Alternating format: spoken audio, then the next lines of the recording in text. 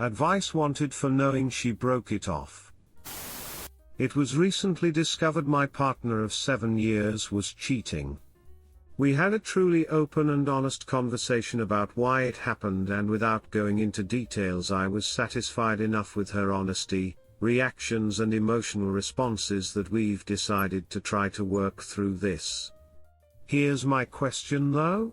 I want to make sure in no uncertain terms she breaks it off with her other partner, and I want to know that he understands that.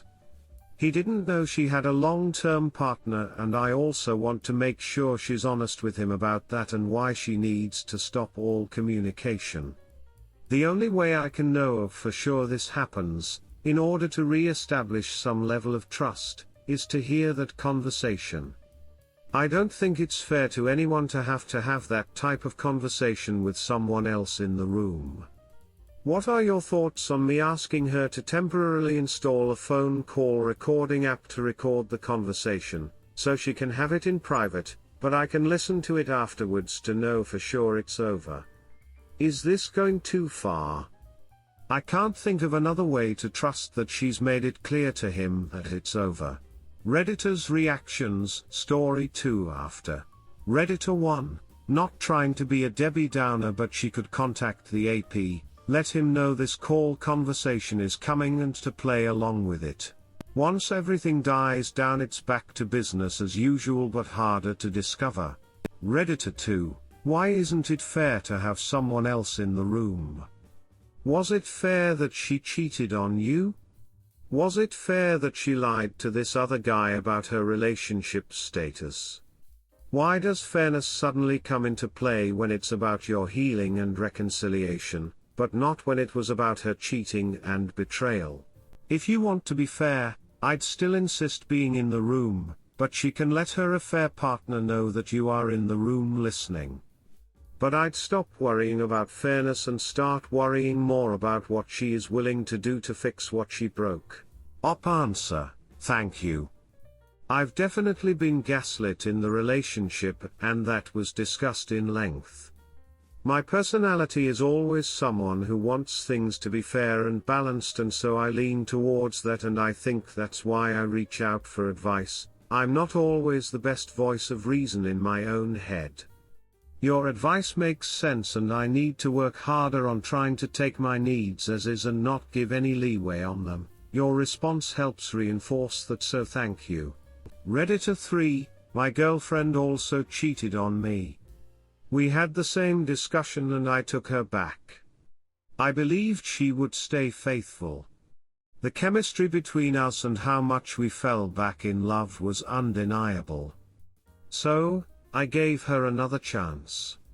Sure enough, a couple months later, she did it again. Both times were with her ex. The way I look at it is, fool me once, shame on you, fool me twice, shame on me. So it is great that you are willing to give her another chance. However, if honesty was the bedrock of your relationship, take her by her word. Have that trust again. It would be the most appropriate way to handle things. As for my situation, I gave it a shot without hearing their actual conversation, but it turned out she still had feelings for this guy, so that's why she cheated on me again. Op answer, we had a lot of trouble being honest with each other. There wasn't much honesty in many aspects of the relationship, and we're both at fault for that.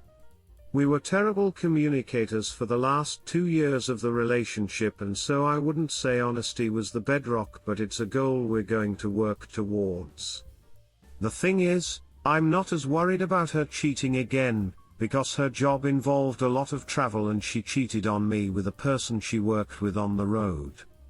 She's leaving that job to help re-establish trust, as he doesn't live anywhere near us. So as long as I know she's not traveling alone to somewhere he'll be, I know she won't be physically cheating on me with him, but she still could be emotionally. It sounds like he had more feelings for her than she did for him, and I think he deserves to know the truth as well. Do you think knowing it'll be nearly impossible for her to ever see him again is enough to not have to listen to that conversation? Part of me also wants to listen in because I want to understand the actual emotional connection they had, but maybe that's more information than I really need. Story 2. I 22M just walked in on my girlfriend 21F of 7 years having time with my roommate 22M. Throwaway, my girlfriend and roommate read it. My last class of the day was cancelled, so I decided to come home and surprise my girlfriend. I went to the store and grabbed everything to make her favorite meal, lasagna. I was carrying the bags up the stairs and put them down in front of the door to fish my keys out of my pocket, and then I heard my girlfriend moaning. I thought that she was taking care of herself because I know that she likes to do that sometimes when I'm not around, so I didn't have a sudden aha moment or anything. I walked in and there were her and my roommate on the couch. I opened the door and kind of just froze when I saw it. She looked up and me and he turned around and saw it was me, and I just saw red. As much as I wanted to, I didn't kick his ass. I just dropped the bags and walked away. As I was getting into my car, they both came running out and yelling at me to stop, but I just floored it and got out of there as quickly as I could. I called my best friend and talked to him about it. He offered to come kick his ass. I told him no. I didn't want him to get in trouble from it. I even had the engagement ring that I planned to use to propose to her this summer when we went on vacation. It's in my safe that I keep in the closet, so I know that she doesn't know about it. But I planned to spend the rest of my life with her. Why didn't I see this coming? My last class was supposed to start at 12. But since it was cancelled, I was home by 12:30. So it's been 4+ hours.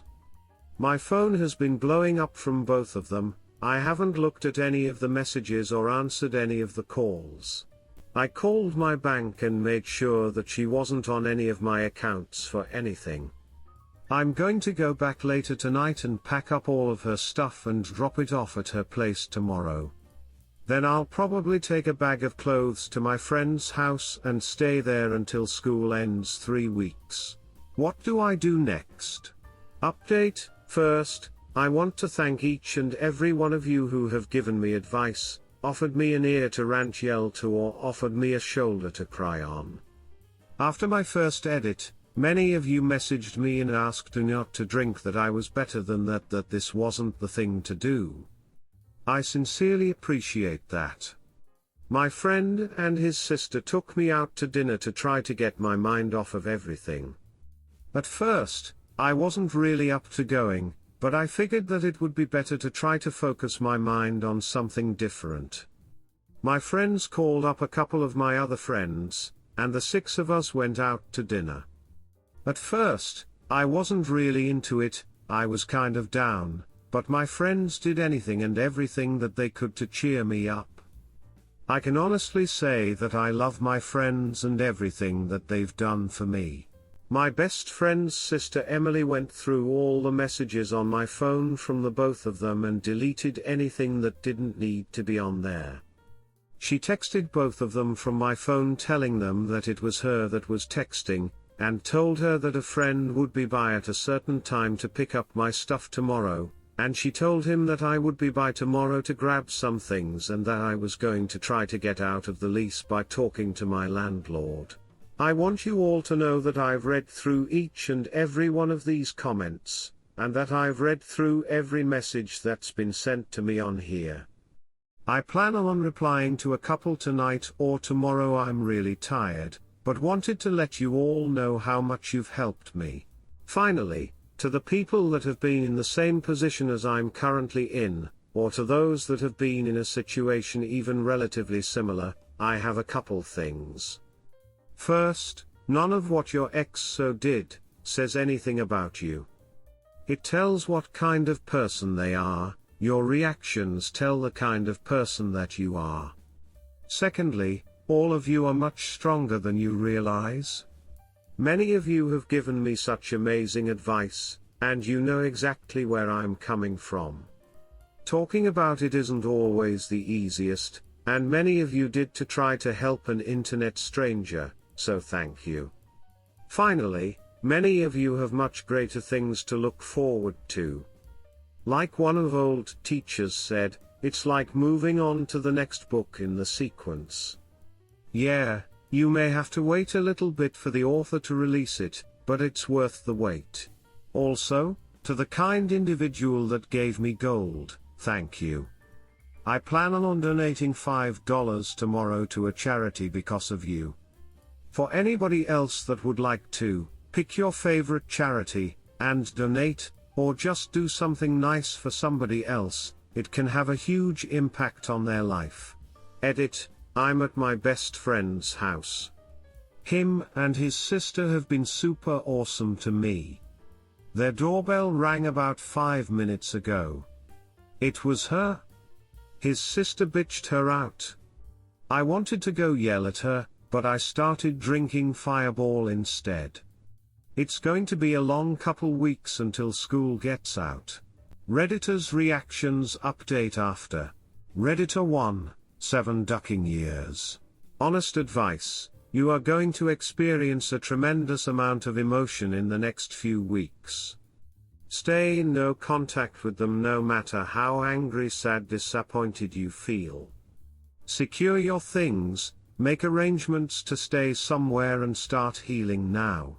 Bright side, you could have wasted more time dating her and being friends with him, and this could have happened after you invested in marriage. Redditor follow-up, this.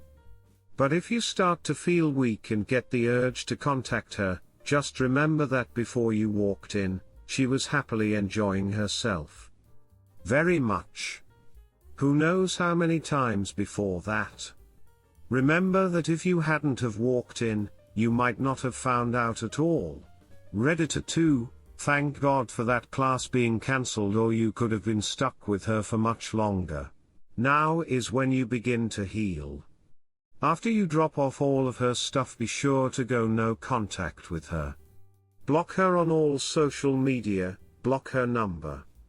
Make sure your friends know to not relay any information about her to you. Then you need to keep yourself busy with school or work. Dive into your hobbies or find new ones.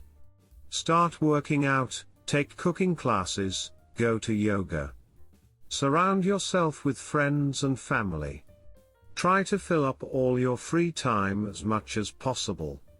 It'll be hard at first, but it gets easier with every day. Redditor 3, make sure that your soon-to-be ex-roommate is not there when you go to pack up, or take a couple of friends with you. Block both of them on everything. Phone, email, Facebook, everything. Make it so that they can't contact you. If either of them tries to ambush you in public, like after your classes or at your job, just walk away. Take some time for yourself. You've got 7 years of mental habits that center around her. So find some new ones. Take up a new hobby. Get a gym membership. Go on a trip. Answer, this actually makes it a lot easier of a decision for me to pursue my masters. It's going to suck leaving all my friends, but I've decided that it allows me to get away from everything and try to start new. Update, I 22M just walked in on my girlfriend 21F of 7 years having time with my roommate 22M. First, I want to thank everybody for the help and many kind words that were sent my way. Seriously, thank you. I'll start with what happened afterwards, and work my way up to today, and that's the only reason that I'm making an update only a week later.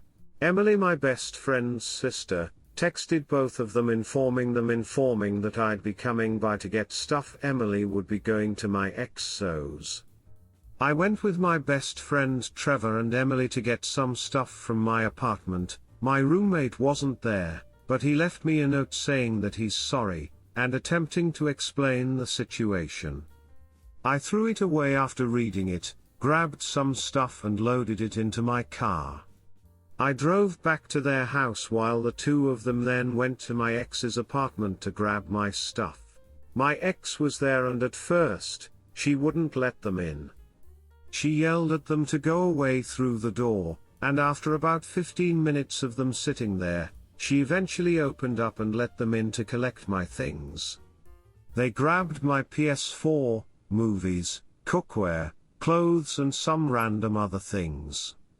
She cried the whole time and asked them if they would tell me that she's sorry. It was a one-time thing, I would do anything to change it. They didn't say a word, although she was crying into an older hoodie of mine, so they left that there. I'm not too torn up about that.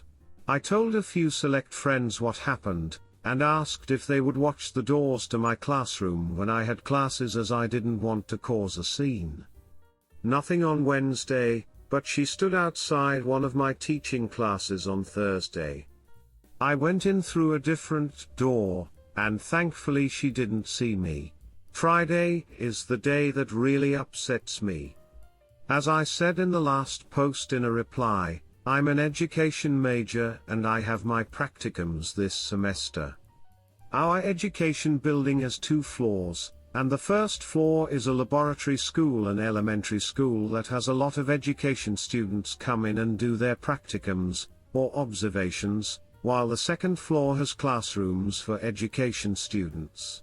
My practicum is with 3rd graders, and she stood outside the door to my 3rd grade classroom waiting for me. We have name tags, and only have to show those to the desk to get in.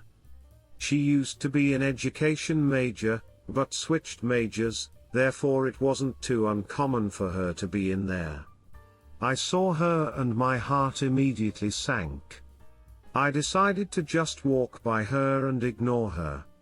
She saw me and started crying and trying to talk to me. I didn't say a word, but just walked into the classroom. My cooperating teacher asked her to leave, but all my students that were there had already seen it. They started bombarding me with questions, but I just stuck with, "It's nothing important right now. We can talk about it later, but we need to focus on our learning right now." But honestly, it killed me inside. I explained the situation to my cooperating teacher, and asked her to watch out for if she came back again. She said that she would and would ask her to leave if she saw her again. I received a few text messages this weekend from her and her roommate that was extremely annoying. I got an insane amount of phone calls, and I got a ton of Facebook messages. Trevor and Emily also received quite a few as well. I worked all weekend, and threw myself into lesson plans and projects due.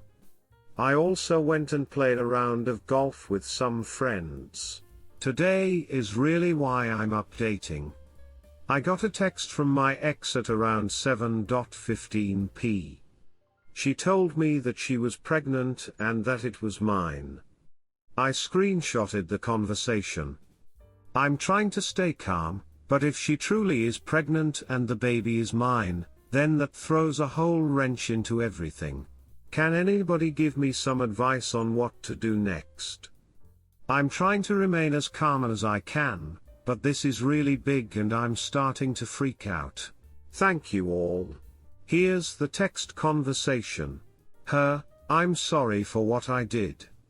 I'm sorry that I messed up our future, but I think that we just got a second chance. I know that this isn't what you wanted to hear, but I'm pregnant. Maybe this is why I made my mistake. Me, you can't use a pregnancy to explain cheating, it doesn't work like that. I want a pregnancy test. Not one from the store, but to actually go to the doctor and have them do that. If it turns out that you are pregnant, then I want a paternity test. Her, fine? I'll call the doctor tomorrow and set up an appointment. But if I am pregnant, can we have a second chance? Me, no. All I want to know from you is when and where the appointment is. She seems too calm for this to just be a joke. She's been batshit crazy for almost the past week, and now she's extremely calm. I'm honestly extremely scared. Redditor's reactions update after. Redditor 1, it's pretty simple. Text her and ask when the doctor's appointment confirm is. Offer to meet her at the office, and you can both be there for the doctor to give a test. I stress. You will meet her at the office. Not drive her, not ride with her. Do not engage in any other conversation. My best guess is she's not pregnant. If she is pregnant, then you'll go to the appointment and can figure out things afterwards. Redditor 2, text your ex-roommate, and tell him your ex-girlfriend could be pregnant and he could be the father. Redditor 3, tell her you want to go to the doctors with her or pictures of the ultrasounds as proof that she is pregnant. If she is and decides to keep it, be the best father you can, but don't let her suck you back in. If she is pregnant, that doesn't make you obligated to be in a relationship with her. Also get a DNA test before signing the birth certificate. Redditor follow-up, also get a DNA test before signing the birth certificate. And make sure she doesn't just forge your name to it without you knowing. Depending on the state, it can be a pain in the ass to contest paternity if she does this. Update 2, I 22M just walked in on my girlfriend 21F of 7 years having S-time with my roommate 22M. Hey everybody. I've been asked multiple times for an update, but it's been super busy, and I actually have a little time today, so I thought I would update everybody on my situation. My ex made a doctor's appointment for a couple of days after my last post. She sent me a text with the date and time, and asked me if I would be going with her. I told her that I wouldn't, but that I wanted Emily to go with her. She straight up refused and said this was our baby and that if I didn't go, she would cancel the appointment and wait until I was ready to go. We argued for a little bit until I gave in. I told her that I would meet her there, and I would stay for the entire thing, but I was going to be stone silent the whole time unless the doctor asked me a question. Her appointment was at 9:15 that morning. I showed up at 9:10 and sat across from her in the waiting room. The doctor called her back a couple of minutes later. They talked for a couple of minutes, she asked her some questions, and then she had her go to the restroom to pee in a cup. I made sure that her purse and everything stayed in the room. Somebody warned me she would be crazy enough to buy a pregnant woman's pee and use that instead. After she gave the cup to the doctor left and then she tried to talk to me. I sat there and ignored her and texted my friends until the doctor came back and confirmed that she was pregnant. I started shaking and tried to control my breathing, but my ex was so excited, and the doctor was excited with her. Then came the ultrasound, and my ex was roughly 11 weeks pregnant. After a couple of minutes, I excused myself and left. I texted her as I was leaving that before anything else happens, we're having a paternity test. First off, non-invasive prenatal testing is super expensive. I told her that I would pay for half, but that if the child wasn't mine, then she would have to pay me back for that. She told me that her parents were willing to pay for it. Her parents have more money than I would know what to do with. Like millionaires' money. I told her that my ex-roommate was taking the test as well. She said that he didn't need to, and I snapped saying that, I guess I can wait another 6 months. Because they won't put my name on the birth certificate until they prove I'm the father. She finally agreed with me and made him take the test as well. There's a place around here that actually specializes in DNA testing, so we were able to get in just a couple days later. She brought her mom with her. They told us that they would have the results in 10 days and that we could come pick them up or they could mail them to us. We said we would pick them up in person. I was too nervous to go to the results. Emily and Trevor both went in place for me. According to them, my ex wasn't happy that I wasn't there and almost refused to let them see the results, but her mom told her that she could understand why I didn't want to be there. I'll never forget that phone call from Emily. Emily, hey? Me, well. You're not the dad. You should have seen the look on your ex-roommate's face though. He's the dad, I didn't make this clear. Sorry. At this point I squealed like a little girl. My ex attempted to text me later and I just ignored all of them. Both of her parents did text me though, saying that they wish me well with teaching. That really meant a lot to me. As for other things in my personal life, I've gotten a new apartment over by Trevor and Emily.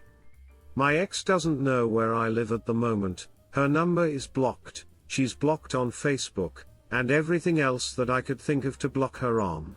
I've joined a summer baseball league and I play for that 2 times a week. I'm volunteering in the preschool classrooms on campus in the mornings. My job is giving me more hours requested. I'm taking 3 summer classes, and I'm the ASL tutor for the summer classes now that they have started. I also bought a bike, and now I ride that daily as well. I also got a kitty. His name is Jasper. And I read a lot more now. I realized that I wasn't reading as much as I normally did while I was with my ex, but I've gotten back to reading. My friends are saying that I'm too busy now and that I have even less time than I did when I was with my ex. I like that. The busier I stay, the less I think about her, and the happier I am. There's a week between the summer classes that I'm tutoring this summer, and Emily, Trevor, Emily's best friend, and I are going on a 5-day hiking camping trip. I want to say thank you for everybody that helped me through this. The support that you've all given me has really helped me. There are still the people that are saying this isn't true, but I'm receiving a lot more positive support than negative. No, Emily and I are not going to date. For the many people that have asked, I'm sorry to disappoint you and say that we're not. I don't see her in a romantic way, and I plan on staying single for a while. I'll be finishing up my BS in elementary education this upcoming school year, and then I still need to decide whether to continue schooling and pursue my MS in deaf education and deaf studies, or whether I should start teaching. Redditor's reactions. Redditor 1, would have been more fucked up if your ex-roommate wasn't the father either. Redditor 2, wow, thank God. And it confirms that her sleeping with your roommate was not a one-time thing, since she's 11 weeks and you only walked in on them about a month ago. I can't imagine the relief you must feel. Wishing you a long and happy life. Answer, thank you. And yeah, it sucks that it was going on longer than I knew about, and that hurts some, but at least I have closure now and can move on. Redditor 3, dear Lord man, you made me grip my armrests with the story. Good show. Pictures of the kitty. Redditor 4, happy not a Father's Day. Redditor follow-up, this reminds me of a Durex ad that simply said, to all our competitors, happy Father's Day. Redditor 5, Reddit's own real-life episode of Maury. Sorry for everything you've had to go through, but the way you've handled this SET situation is inspiring. Congrats!